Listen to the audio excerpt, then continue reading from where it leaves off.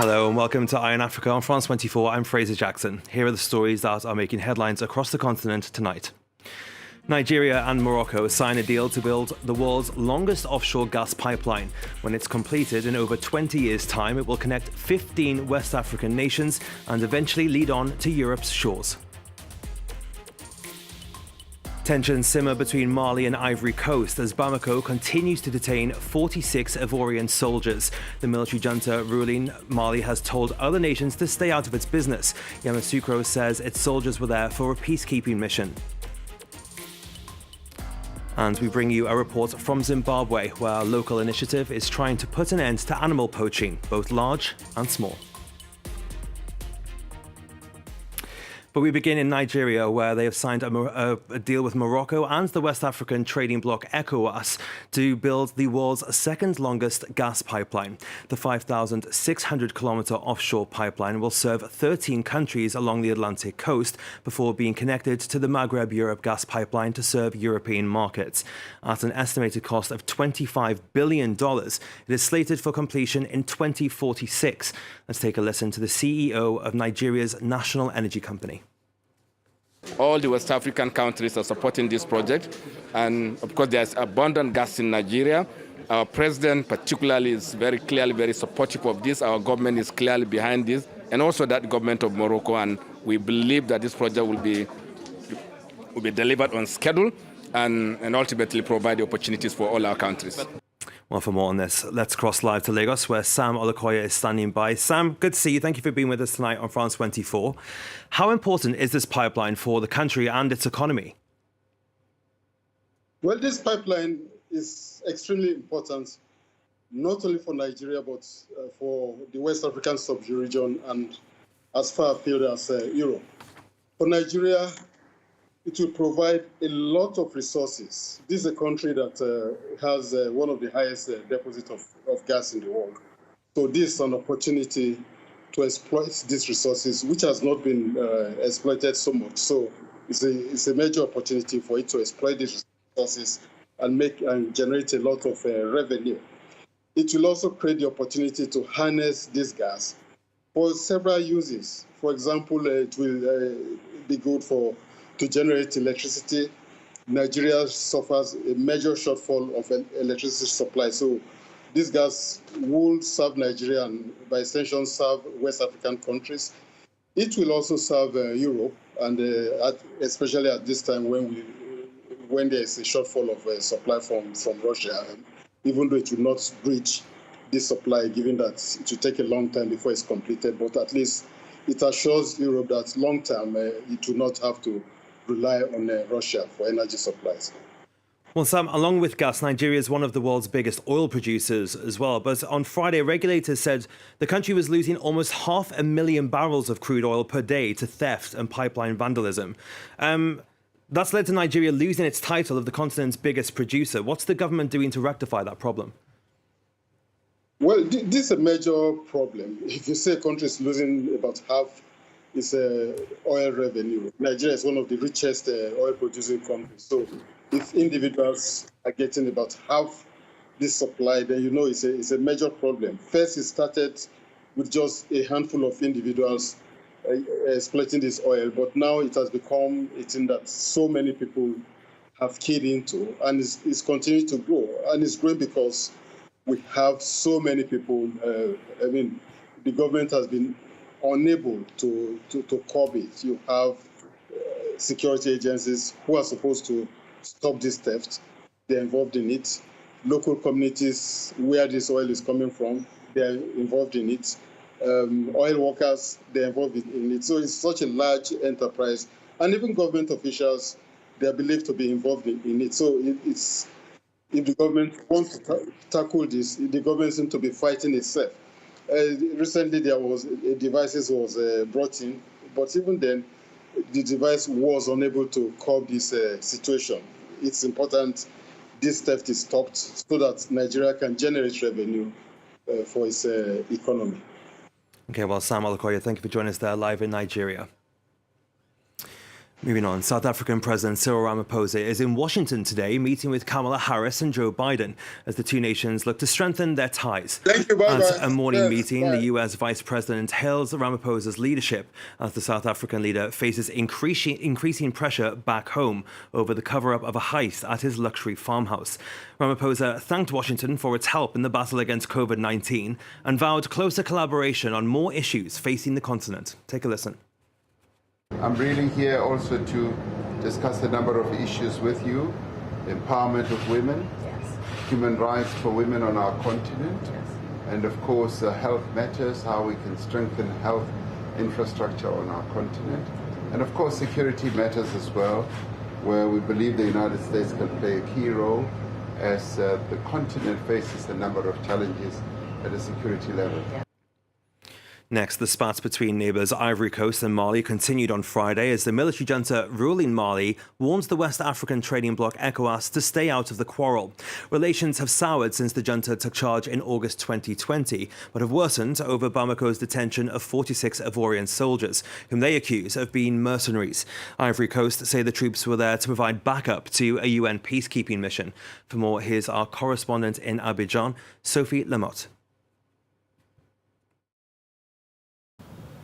3 of the 49 soldiers detained in Mali were released earlier this month in September, which many saw as a step in the right direction of easing tensions between the two sides. But this week, divisions deepened. Mali laid out conditions for their release and demands the extradition of political figures exiled in Ivory Coast. Among these figures are Karim Keita, son of the former president Ibrahim Boubacar Keita. There's also former Prime Minister Boubou Cissé and the former minister Tieman Hubert Koulibaly. All of them are under an international warrant of arrest. These demands constitute unacceptable blackmail, according to the Ivorian National Security Council head. And he's also said that Mali was taking the soldiers hostage. Ivorian authorities also called for a regional council meeting with members from the ECOWAS group in a bid to find a diplomatic outcome to these tensions. For Mali, Ivory Coast is turning a judicial case into a political crisis. Take a listen at the spokesperson for the transitional government. In response to the Ivorian government's decision to turn a legal case into a diplomatic crisis and consequently to refer the matter to ECOWAS, the transitional government emphasized that it was in no way concerned by this procedure before the community authority. It also indicated to ECOWAS that the case of the 49 Ivorian mercenaries is purely judicial and bilateral. ECOWAS could hold a meeting as early as next week alongside the UN General Assembly in New York, and the question remains whether they'll be able to find a diplomatic solution or whether they'll have to impose sanctions on Mali, which has already been done earlier this year and had damaging economic consequences on Mali and its people. Well, in Mali's northern city of Kidal, the junta aren't in charge there. For years, it's been a flashpoint between separatists and the army. Since the signing of a peace deal in 2015, those rebels have run local security, administration and law enforcement. Cami Nedelec has the story. The separatist flag still decorates the walls of Kidal, even if it's officially been at peace with Bamako since 2015. These soldiers on patrol aren't from the Malian junta, but fighters from the coordination of Azawad movements. The city has been under their control since 2013. With the permission of the government, these former rebels now protect the city from jihadists. They complain of a lack of government resources, but despite this, locals say they're happy with the result. I think that now there's a free movement of customers. People can go about their business until late. They're reassured. There's less violence. It's very advantageous. The city is more or less autonomous from Bamako, and the former rebels are supposed to be integrated into the national military as per the terms of the peace deal. So far, 600 of them have joined Mali's army. But Azawad's armed groups continue to oversee the city's administration and runs the prisons and justice system. Sometimes the council is overwhelmed by the large number of disputes needing to be judged. That's because citizens accept the council's authority and want to come here to settle their disputes in accordance with Islamic law. Authorities here are concerned that the conflict further south in the country could spread northwards. Despite the area's long history as a battleground between warring factions, it has now achieved a fragile peace. And finally, Zimbabwe is in the midst of an economic crisis, and one of the wider impacts is also affecting the animal kingdom. Poaching has long been a problem across the continent, but big-ticket items such as elephants aren't the only things being hunted, as Nadine Thuran reports. Stretching across 15,000 hectares, Wangi is the largest national park in Zimbabwe. But in recent years, wildlife poaching has become a real problem in the reserve. 100 African elephants have been poisoned with cyanide since 2013. Dozens of animals are killed every year for a number of reasons. There are also people who poach so that they can commercially trade. But we have discovered that in some cases, someone has lost the whole 10, 15 heads of cattle. They snare the lions, they poison the lions. They think that's a way of also revenge. But we have been trying to work with the community to educate them, and we are doing a lot with them, the traditional leaders, to make sure that at least we fight this problem. Financed by the International Fund for Animal Welfare, the Zimbabwean authorities have been developing a monitoring station in Makona, north of the park, for the past 3 years. A 5-year program is underway. The aim is to create jobs, educate and work with the communities living around the reserve. To combat small-scale poaching, a dog unit patrols the park to find the snares that catch small game. All across the reserve, rural inhabitants trap and kill wild animals to eat. In the village of Makona, the economic situation is difficult. If there are people who kill animals, it's to get a piece of meat.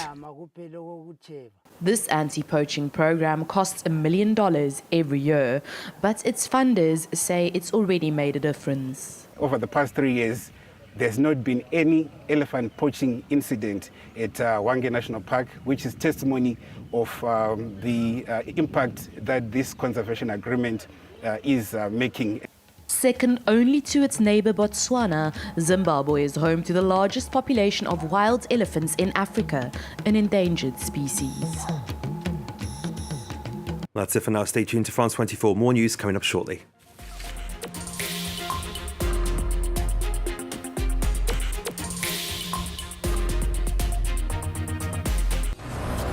As France loses its influence in the Central African Republic, Russian mercenaries from the Wagner Company are taking center stage. Quand je vois ça, je suis rassuré qu'il y a la sécurité. Je suis rassuré que quand je serai attaqué, ils seront là pour me protéger. Statues and the production of pro-Russian films alongside paramilitary presence are part of an aggressive propaganda campaign. The goal? To hide the massacres and rapes these mercenaries are accused of. But the takeover of mining resources and the Russian invasion of Ukraine are raising doubts among Central Africans. Les Russes sont venus attaquer l'Ukraine et c'est la même chose que les Russes font pour la République centrafricaine. The Central African Republic under Russian influence on France 24 and France24.com.